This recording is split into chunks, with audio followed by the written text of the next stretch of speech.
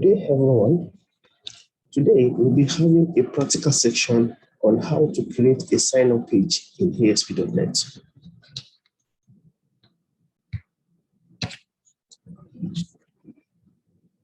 At the end of this lesson, students will be able to create and design sign-up page in ASP.NET, add folder and image files to ASP.NET projects. They will be able to create and implement CSS file, able to import Google styles in ASP.NET project, create and use service-based database in ASP.NET project, create and implement validators to certain controls in ASP.NET projects, and lastly, set appropriate rules in web.config file. So to start, the first thing we do, this is what we are looking at. We want to see how this kind of page can be created in an ASP.NET environment. Here, if you look at this sign-up page, it comprises of a background image,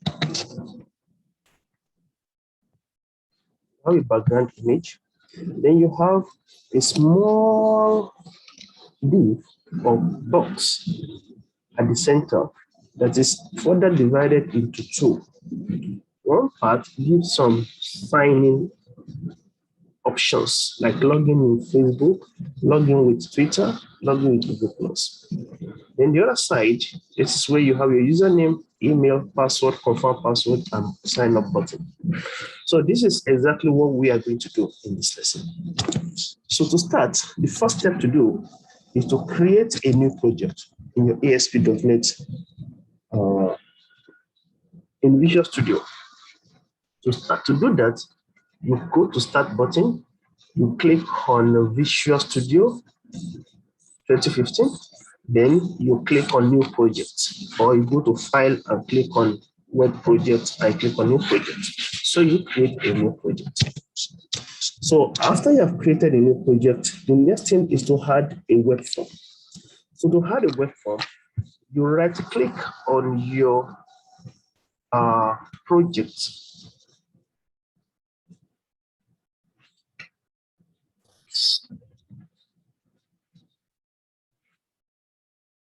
So next stage is to add a web form, like I said earlier. So to add a web form, you right-click on this project name, then you click on Add New Item. Then from there, you select your web form. So after you have selected the web form, this little dialog box will appear. So in that place, you need to enter a name for your web form. So in this case, I just give it registration. Then you click OK. So when that is done, the next thing is to add the CSS file. You follow the same procedure you use in adding the web form. But this time around, you are not adding a web form, you are going to add a style sheet file. So you right-click on this name, on this project name again, you click on Add, then you're going to see style sheet among the options that will be available for both. If you don't see style sheet here, just click on existing, click on New Item. Then from there, you're going to see all the list of available items that you can add. Then select style sheet. So once you select style sheet, this dialog box will open again. So in that case, you need to enter a name for your style sheet. So you enter the name. In my case, I've entered style. Then you click OK. So once you click OK, the style sheet will be added to your project directory. So now, next is to add a folder. You need to create a folder where you're going to add the pictures or images you want to use for the background of your sign-up page. So to do this, here you right-click on this project. Then you click on Add. Then once you select Add, you're going to see folder among the options that will appear. So click on that folder. Once you click on that folder, the folder will appear here. So all you have to do, you may have to rename the folder. So to rename the folder, you just right-click on the folder and click on the name. Then you type in images or whatever name that suits your requirement. So then the next thing is we need to add some pictures to this folder. So to do that, you right-click on this. You right-click on this folder. Then you click on Add Existing Items. So once you click on Add, select Existing Item, then navigate to where your pictures are located on your local system. So once you select your pictures will appear inside your image folder, just like these two pictures. And the next thing is to add your CSS file to the head tag. So to do that, you go to your registration.asp.x file, then you add this code for your CSS file. So two ways to do this. You can either type it directly like this, or you just drag and drop CSS style sheet file from the project, from the Windows Explorer, then add this, drag and drop it here. Then this code will be generated for you. Okay, then after you have done that, you need to type this one, style import URL font, because this is an imported font that we are going to use later. So you can add this one just the way you have seen, but make sure you type it correctly, otherwise you may not be able to use the font later on. So after you have done this, the next is to add section and div tags to your form, as shown below. So you go to your body tag. So inside your body tag, of course, you have a form already. So you have to add a section tag, this one. Then open section tag and close section tag. So inside the section tag, you add this div class, this div tag.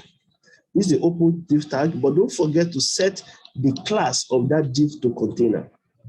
Okay, set the class of the div to container, as shown here. So once you are done, move to the next step. So the next step is to add the code below to your style sheet. So you open your style sheet, you can see style.css. So inside it, you set a margin for your page. Then for that section, you set the following properties. You set your image for the background. You set no repeats, background size, width is 100% vertical width, height is 100 vertical height, display flex, justification, justify center, justify content, you place center, then align item, you also put them center. So these are what you can do. This is for the bigger picture, the main background. Then if you see here, you have another section here called container. So inside this container, you set the width to 47 vertical width, height to 57 vertical. All this you can play around with them. You can see, you can change the figures and see how they look in order to get your desired size or look. But this is what for the purpose of this example or for this class, this is what I've decided to choose. So again, I set the background image just like I did here.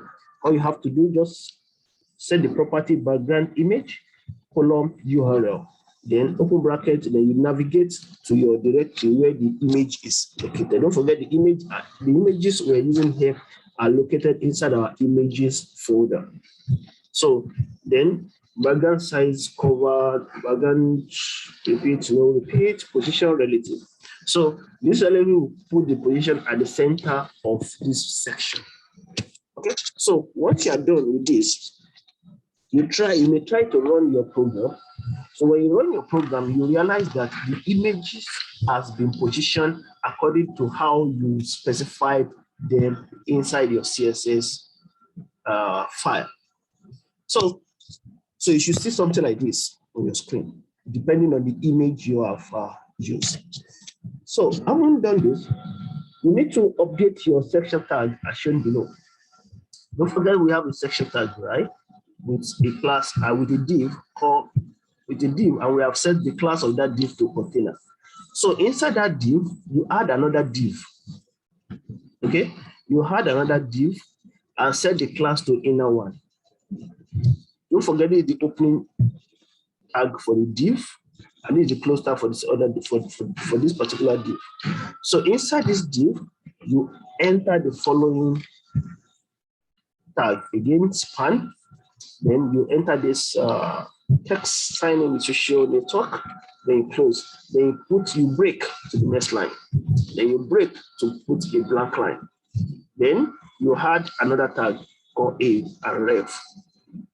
FB, login with Facebook, ref, login with Twitter, ref, login with Google+. Now, what's the function of this href? This will make this text appear like an hyperlink that can be clicked to navigate to a particular page. That's the essence of putting this href. If you don't put this href, this text will appear like a normal text.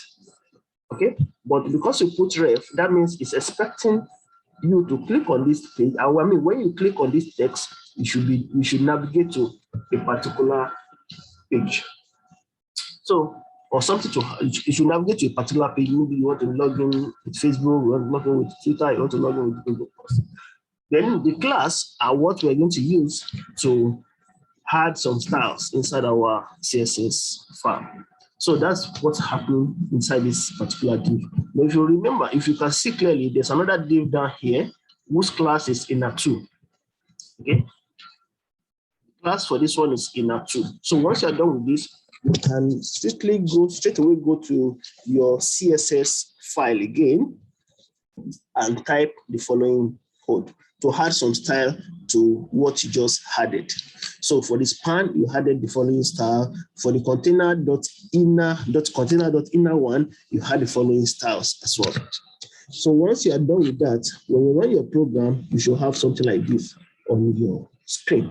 So you can see login with Facebook to appear like a link, like an hyperlink, So login with Twitter is also appearing like a hyperlink. Login with Google+ is also appearing like a hyperlink, all because of the href property that you actually set. If you remove that href property, it will appear just like a normal text, just like signing with social network.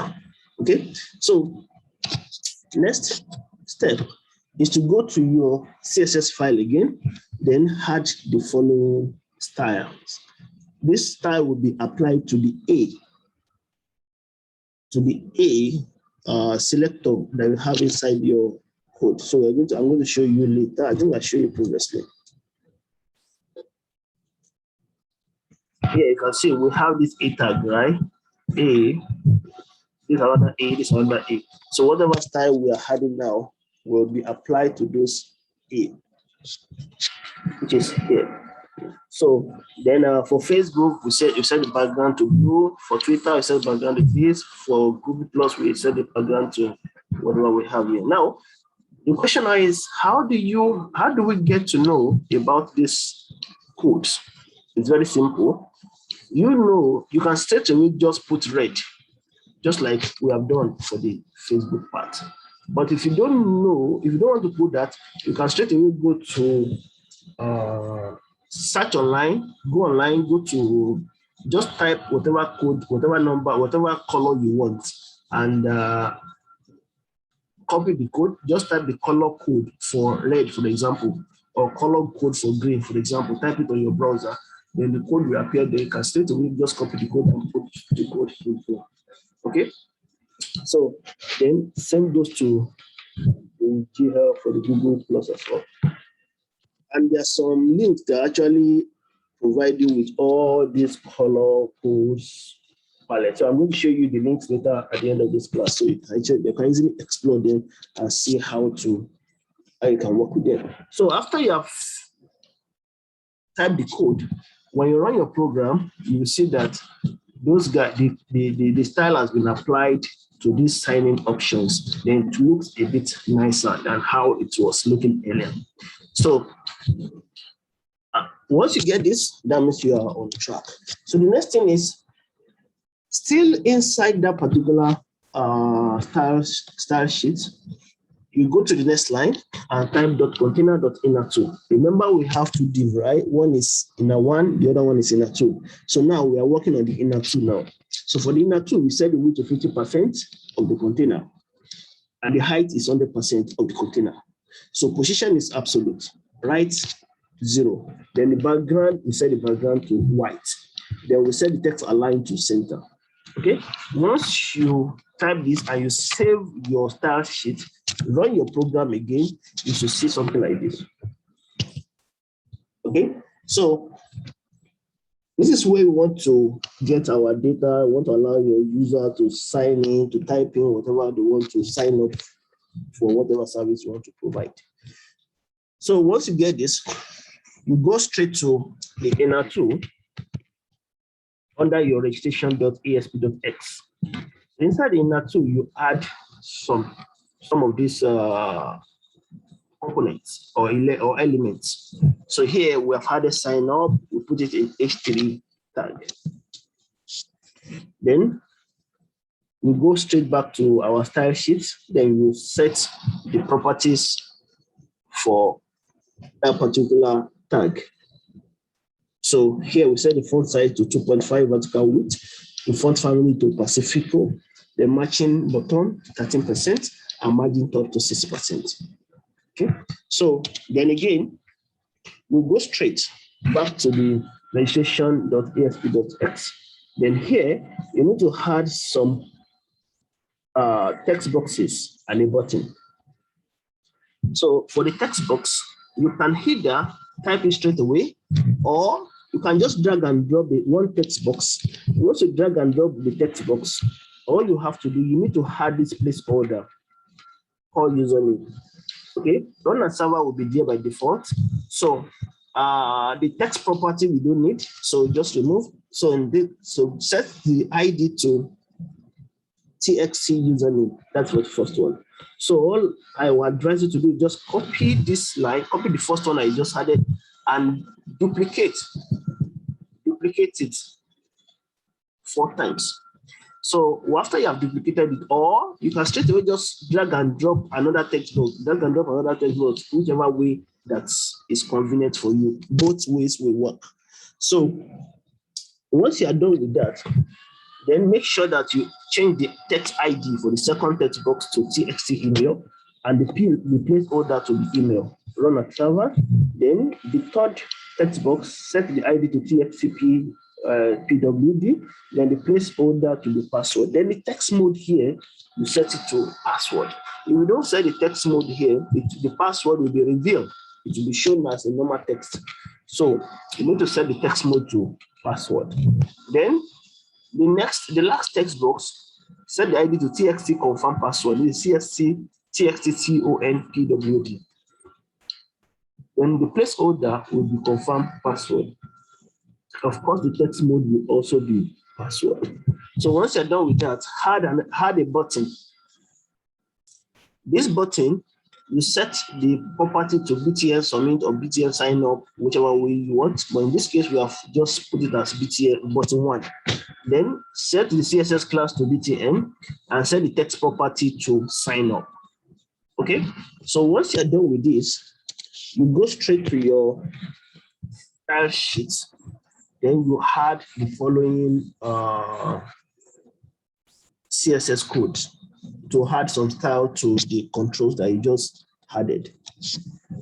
So once you're done with that, when you run your program, you're going to get something like this. Okay, so now we are more or less done with our design. Now, how do we now connect this with our database? Okay, to do this, it's very simple.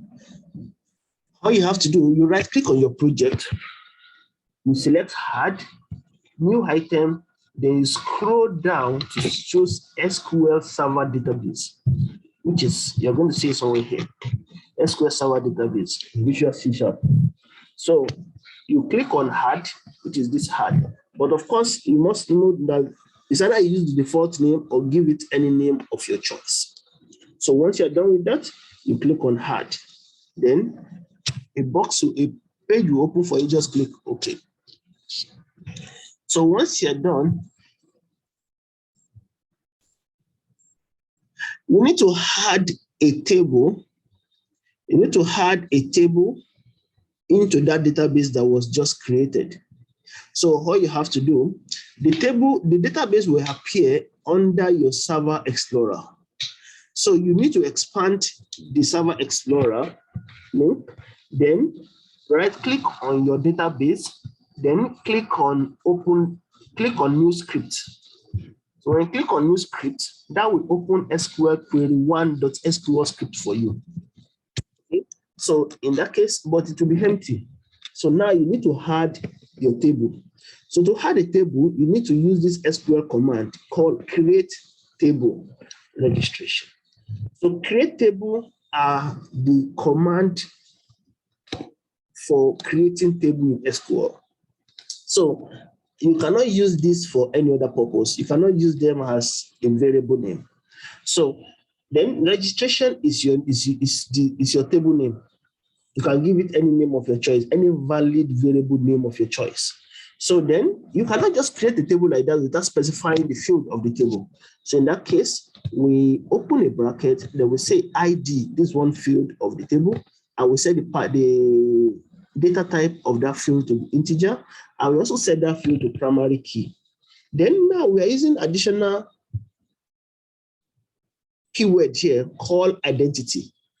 This identity means that it's going to be generating the value for this field automatically. As soon as a new record is received, a value will be generated for it. So user don't have to enter value into this field. The system will generate it itself. So then here you specify the kind of value you want. So in this case, we said the starting point of this value should be 200, and the value should be continue to be incrementing by 1.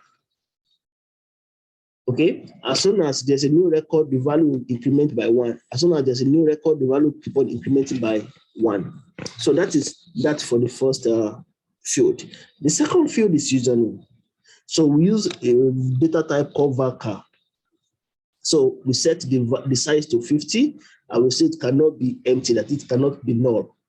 Then the next field is email, and we also set that one to varchar as well, size to 50 and not null. Password varchar also 50, not null. Then we close, then we put semicolon. So all you have to do, you select all this, you highlight them, then you click on this green right pointing arrow button. So you click on this icon, then that will execute this code for you, and your table will be created. So once your table is created, you will see from your Server Explorer, of course, this is my database. So when you expand your table, you're going to see the table that was just created with this code just now. Then, if the creation is successful, you're going to see this message say command completed successfully. Okay, so now your table has been created successfully. So now the next thing is we need to see how to connect this database. I mean, you need to add a data source control to your registration.asp.net ASPX file. So to do that, you can straight away come to the code view, then drag and drop this control. Drag it and drop it here. Or if you like, you can straight away type it, whichever word that is convenient for you, just do. So once you add this control to this form, you switch to the design view. You are going to see something like this and configure the SQL data source control. So what you have to do, you click on this arrow. This arrow will be pointing right by default. So once you click on it, this guy will open, then the arrow will turn to left. So you click on configure data source. Okay. Once you click on configure data source, you will see a page like this. So you can click on drop down arrow, this drop down arrow. So to select your database name. Okay, just like this. If it's not there by default, but ordinarily it should be there. But if it's not there, no problem. Just click on the drop down arrow to select your database name. So once that is done, the connection string will appear, something like this. So Then you click on next. So once you click on next, you're going to have something like this. You're still going to use this connection string name because that's what your connection, that's the variable name for your connection string. So you can see you are still going to use it. You can copy it and put it somewhere. You are going to use this in short one. So click on next. Now, once you click on next, here you have you need to specify whether you want to use a custom SQL statement or store procedure, or specify column from a table or view. So in this case, we have not created any store procedure or any custom SQL statement. So we just use specify columns from a table or view. So in this case, you click here. In case you have multiple tables, all the tables will appear once you click on this drop down arrow. But in our case, for this class, we have just only one table. So that's the only table that will be showing here. So, and once you click on that table, all the list of columns that are available on that table will be displayed inside this box. So here, we are not just selecting just only one, we are selecting all the fields of that particular table. So in that case, we just need to tick the first checkbox.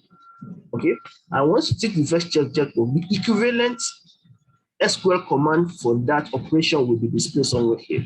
That's why you're saying select asterisk from registration. That means select all the field from this table. That's the interpretation. So once that is done, you click next. So once you click next, you're going to see something like this. Okay, so you can test your query. You can click on test your query. Once you click on test your query, you're going to see something like this. So nothing will be here because your table is empty. But of course, you're going to see your fields. Okay, then you click on finish. So you have successfully set up your database. Now, the next thing is to remember, we want to be able to sign up, right? We want to be able to get some data from our web page, then pass those data to our database, right? So to do that, you go back to your web page. Remember, you have a sign up button, right? So double click on that sign up button. Once you double click on that sign up button, that will take you to the C# to the code behind your page. So remember, our button is button 1, right? So this code, this event handler will be generated for you. So inside this event handler, before you go into this event handler, the first thing to do, you need to add these libraries using system.data, using system.data.sql client, then using system.configuration. You need to add these libraries at the top of the page. So once you have added this library, you come down to this event handler, this button event handler. So the first thing you do, you create an object of SQL connection. So I call it CON. You can call your own connection, you can call it anyone IC, you can call it CN. Just make sure you call it a meaningful name. So is equal to new SQL connection, open bracket, configuration manager dot connection string, then square bracket. The connection string name you saved, you copied last time. So you put it here. Okay, then put it inside double inverted comma, just like the way it's appearing. Then dot connection string, then close the bracket, then put semicolon. Then you open a try and catch, but a try and catch block. So inside the try, you open the connection. That's why we have con.open. So once you open the connection, you create a variable, a string variable called CMD. What are we going to do? We are going to put the command to insert the value into our database into that particular string variable.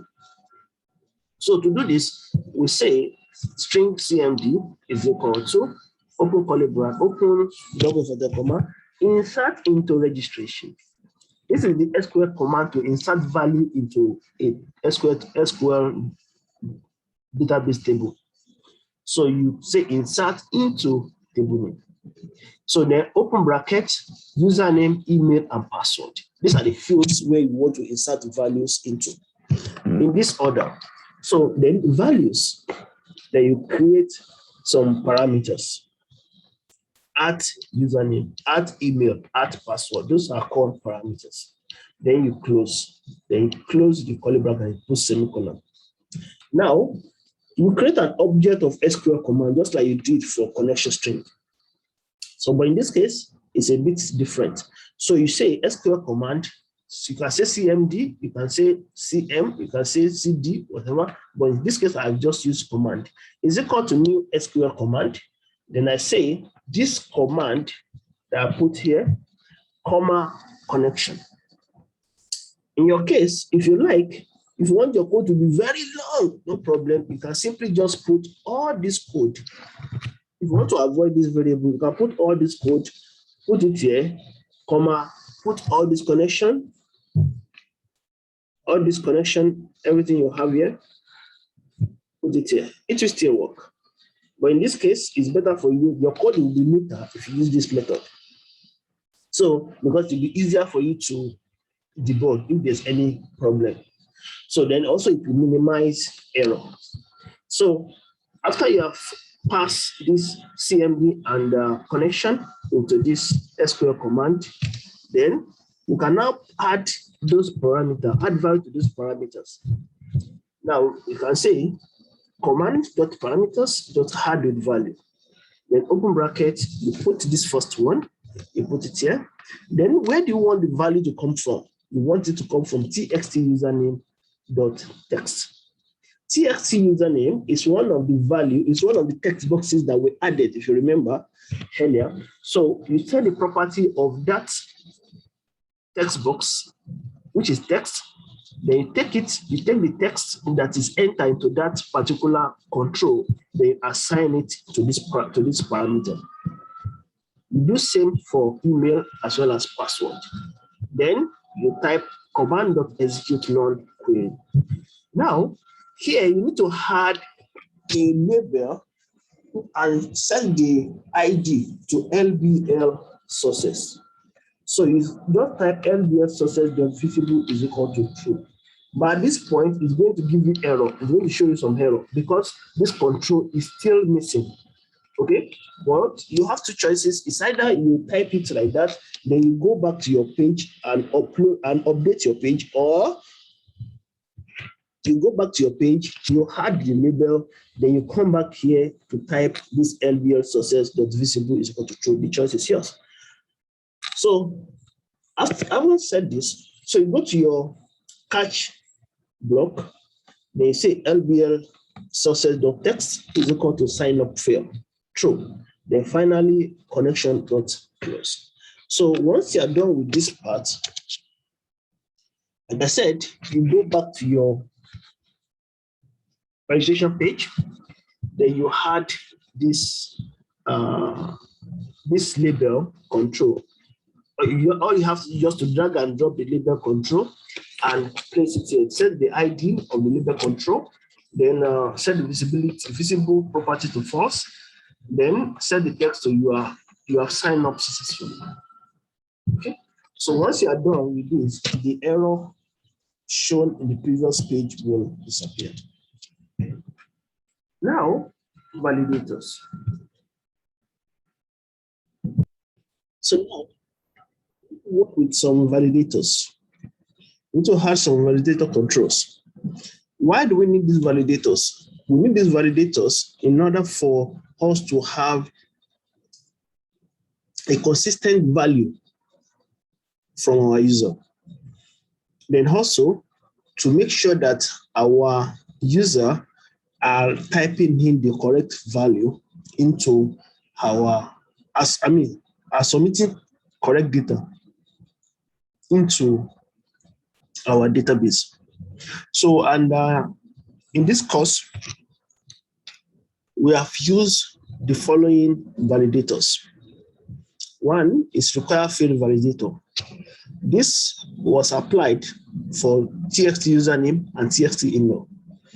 And the following properties, such as font size, font color, display, control to validate, and error message were all set for this particular validator. Then we also make use of regular expression validator. This one is for TXT password. What we are using this one to do is to give some kind of restriction to what your user can use as their password length. So in this case, we have specified that their password should not be outside the characters that have been specified in here. And the minimum length of their character of their password should not be less than, the minimum length of their password should be 8, and the maximum length of their password should be 16. So this we have set. So for this particular regular expression validator, we have set the font size, property, for color, display, control to validate, error message, and validation expression. And lastly, we also use compare validator. This was applied for TXT COMPWD control. This is to confirm password. So here we also set the following properties for this particular validator, which are font size, for color, display, control to validate, error message, and control to compare. So at the end, your code will look like something like this. So still on that, where you added your text boxes earlier, you can see we still have our text box username, text box TXT email, text box TXT PW, then text box TXT COMPWD. So now all you have to do, you had a break somewhere here, then you go to your toolbox, then drag and drop require field validator. Once you drag and drop require field validator, you can simply see majority of this code will appear. So all you have to do is just to add the font size, set it to medium, the font color, set it to red, display, dynamic, control to validate. You put whatever control you want, where you want this validator to be applied. Then error message, what error message do you want to display if something goes wrong, or if the user violates this particular require field validator. So in this case, we have said username is required. So after you have done it, you do the same thing for the text box, you do the same thing for text box. But in text box, you use regular expression validator. So all these validators are available under the toolbox. Just drag and drop them and give them according to what you see on the screen.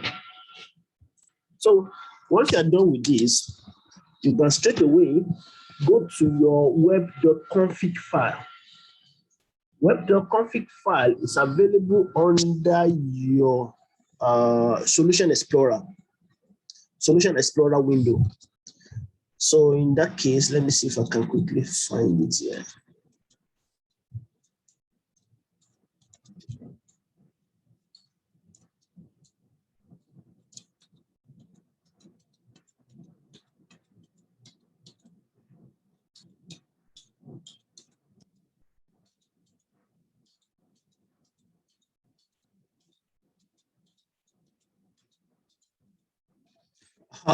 So if you look at this place, you have your style.css, you have your web.config. So you double click on this web.config. Okay. Once you do that, you straight away go to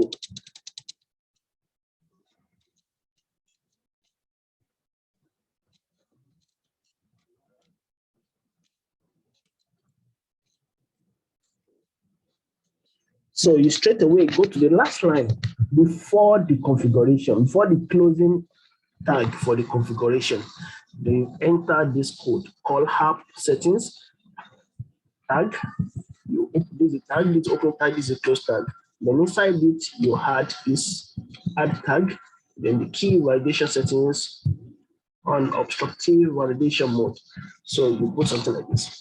If you don't put this, then those validators will not allow your page to run. Okay, so because this is for this code, you are able to tell how you want your code, how you want those validators to be handled when you run your program. So after you have done this, then you run your program. When you run your program, you can see that you can now enter your username, enter your email, enter your password, confirm your password, and click on sign up. Okay, so when you click on sign up, you're going to have something like this. You have signed up successfully. That was the message that was attached to the Xbox, remember? So now what I want you to do is that one, I want to give some class of, after you have done this, try and do this at the end of this class now. Then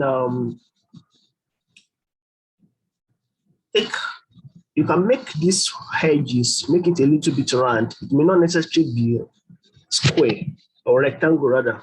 It may not necessarily be cornered rectangular shape. You can make it something like a round edge. You can make it nicer. So anyway, I just wanted to make it nicer. Then secondly, instead of having this message here as you have signed up successfully, it would be nicer if you can add a pop-up alert like this. You have signed up successfully. So you just click OK.